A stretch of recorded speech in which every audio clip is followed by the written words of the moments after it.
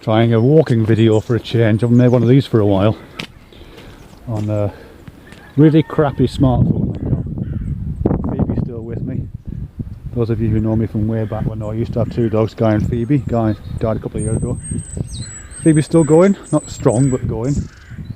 She's 14 now, so she's not as much of a pup as she used to be, but she's still up for a walk now and again.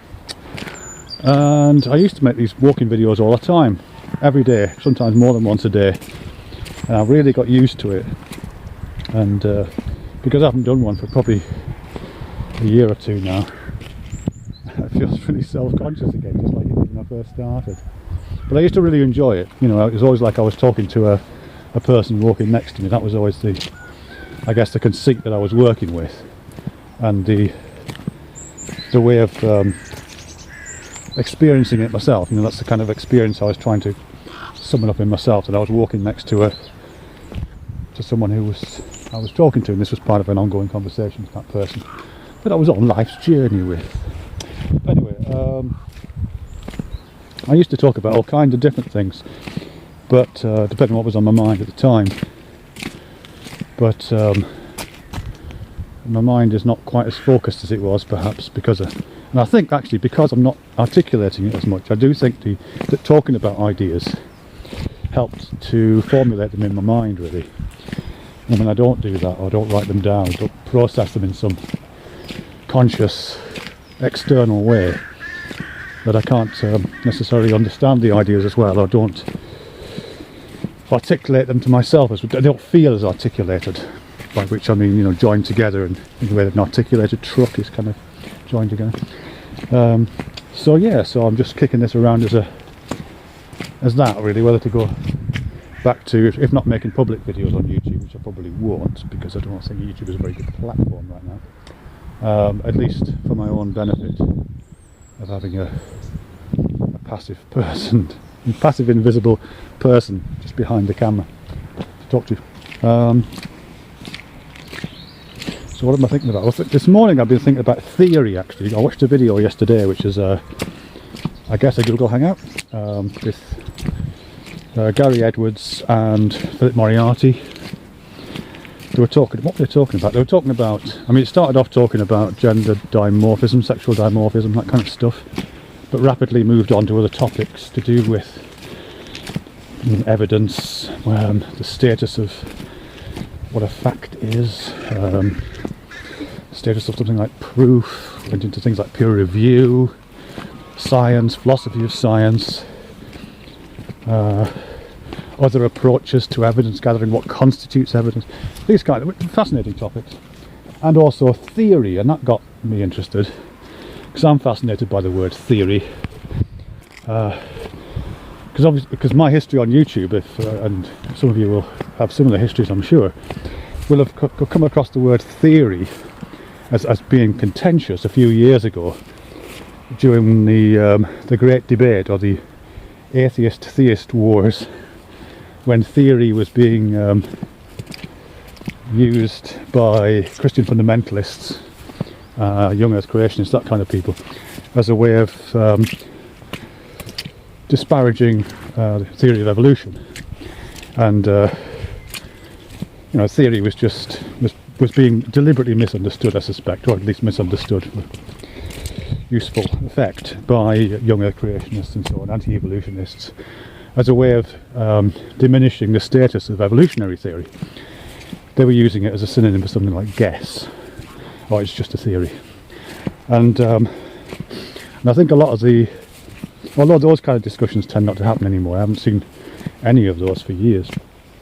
The word theory, as it's used within the YouTube environment, I think still has a bit of a hangover of that, in that it's a word which is mistrusted, or is given a very narrow understanding, and anything that doesn't fit a particular understanding of what the word theory means must necessarily be a misuse of the word theory in the way that it was misused by anti-evolutionists back in the day. But theory does have different meanings, and these are legitimate different meanings. The ones that, as I said, the young earth creationists were using was not a legitimate use of the word theory, or at least its application to evolutionary theory was was invalid. But there are slightly different uses of the word theory than just scientific theory. During the discussion between Moriarty and Edwards that I watched, Phil Moriarty was talking about theory, the ideal theory in physics. And I might be misquoting him here, but he was essentially saying, from what I could gather, that in his terms, in scientific terms, theory is best expressed in numbers, mathematically. The most robust theory is one which can have that kind of expression, and again, ideally, leads to a numerical output, a measurable output. So the theory can be tested, validated, falsified, whatever, by the results of experimentation springing from that theory being measurable in mathematical, using mathematical means to measure it. And I can see that. That's absolutely fine. Something that Gary Edwards said, which I thought was interesting and valid, was that theory is also an explanatory framework. Now, this didn't get developed in the discussion between those two, which I thought was a bit of a shame. But it does also have that capacity, that component.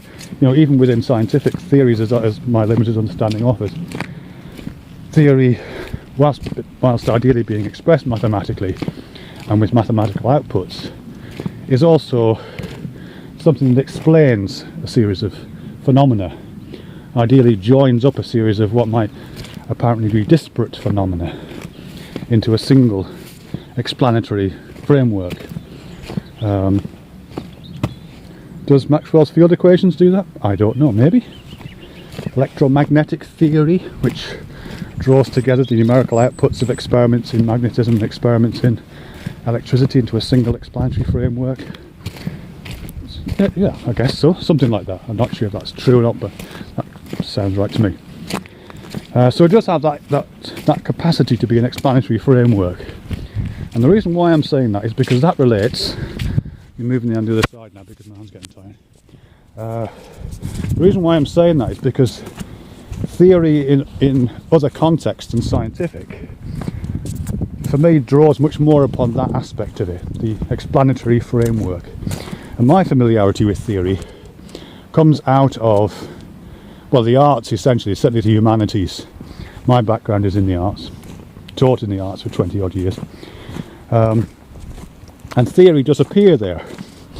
In fact, our students are constantly reminded, or were constantly reminded years ago, that the origins of the word theory and the origins of the word theatre come from the same etymology. Something to do with watching. They both have an observer. They postulate a kind of observer position.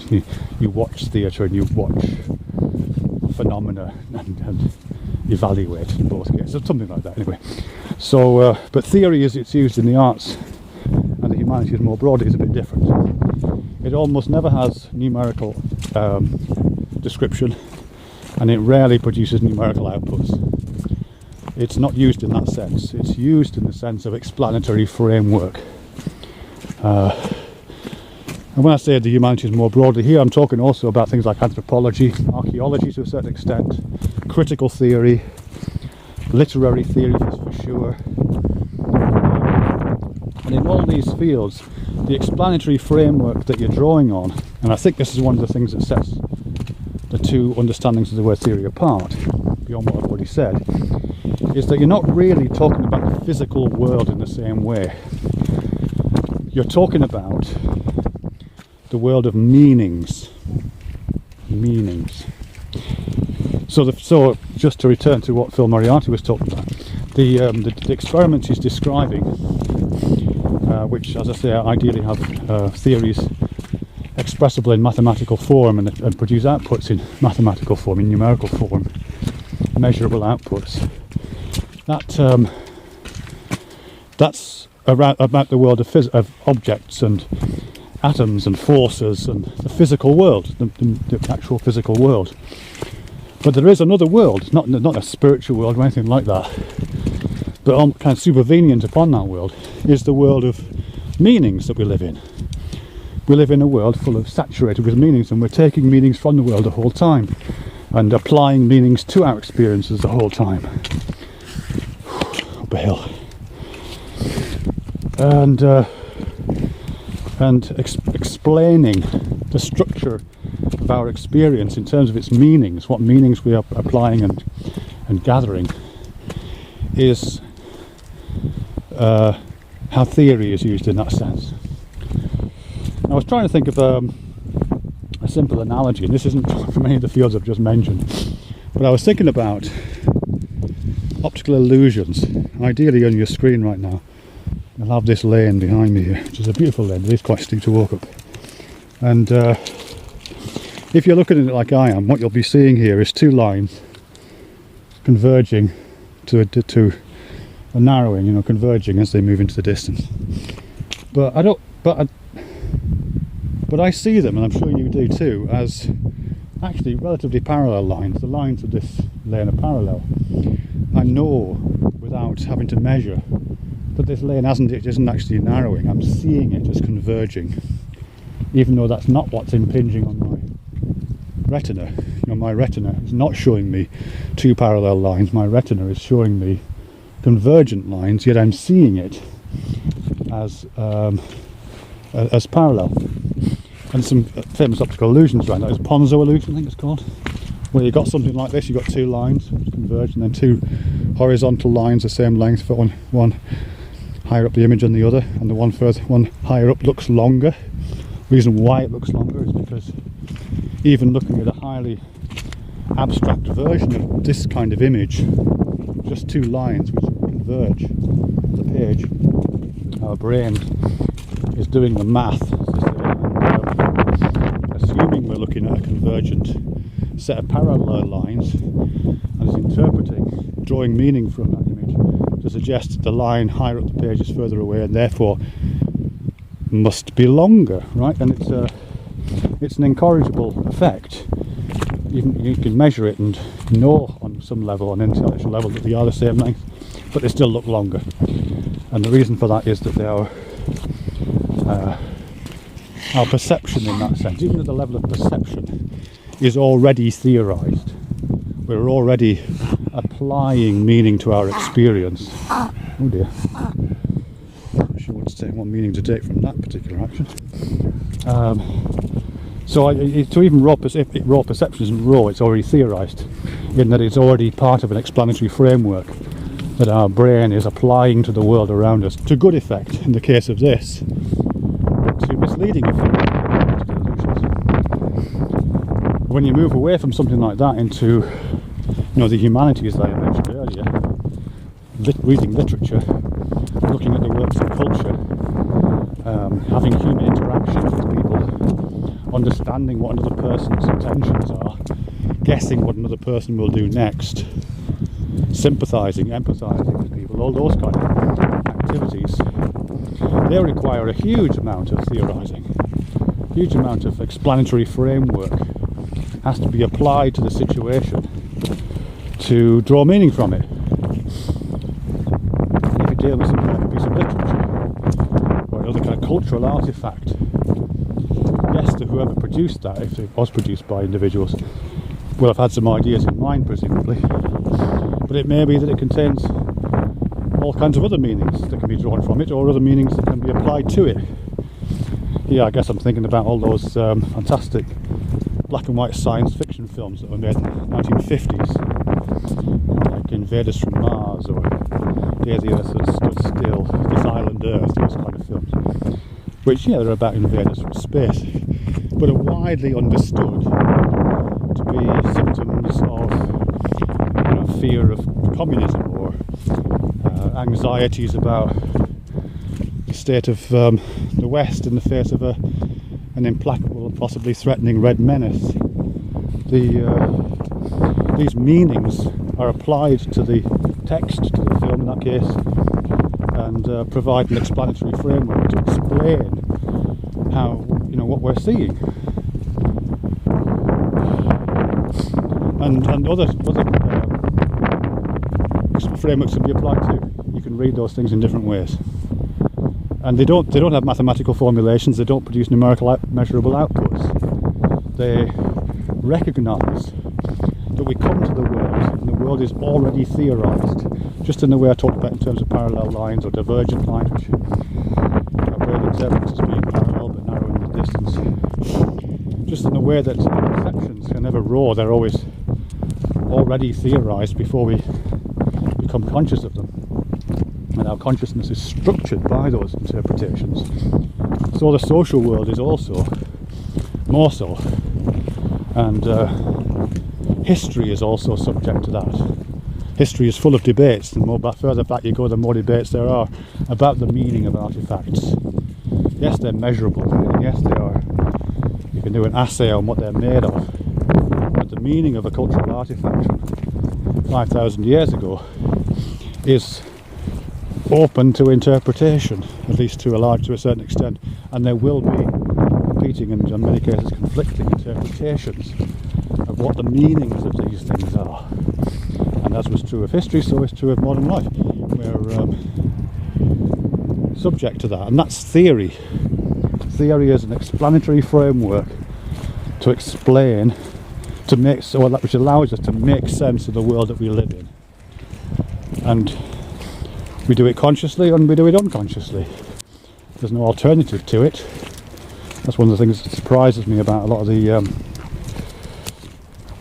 I was going to say critiques, but they don't really deserve that. Some of the criticisms, let's say, of critical theory, cultural theory that you'll see online, videos. Somebody makes a video about the meanings of a video game or the meaning of a film, or tries to unpack some of the perhaps less popular meanings that might be implicit within these artifacts, and people go up in arms saying, "Oh, you shouldn't ruin it for us, you shouldn't go interpreting that." But we're already interpreting it. You know, these things never come to us raw. They always come to us already theorized, intentionally or intentionally. The mere fact that we can understand them at all means that we're applying a theory, an explanatory framework to our experience. If we genuinely weren't applying a theory, we wouldn't know what the hell was going on. It would just be random lights and sounds. We're already theorizing it. And critical theory, cultural theory, theory in performance, in literature, and other kind of humanities activities, just take hold of that, really. Try to take hold of it. Try to get behind the driving seat of it. See how the theorizing that we're already doing works. See if we can provide alternatives. See if we can get better at it, gain more control over it, and generally get active and conscious with it, really. So that's theory. Round you go again. It's not exactly a beautiful day in Cornwall today, but not too bad. And I think there's a lot of interesting things to be said about that.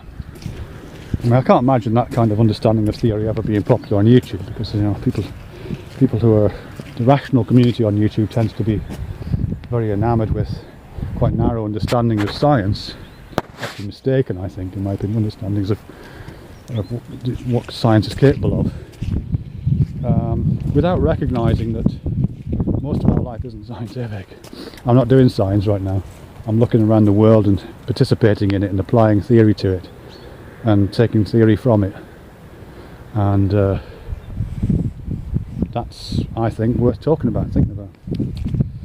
Anyhow, that's the end of that. I don't know how long. Oh, look at that, 18 minutes 45 seconds. Long video. Anyway, thank you very much if you ever see this video. Goodbye.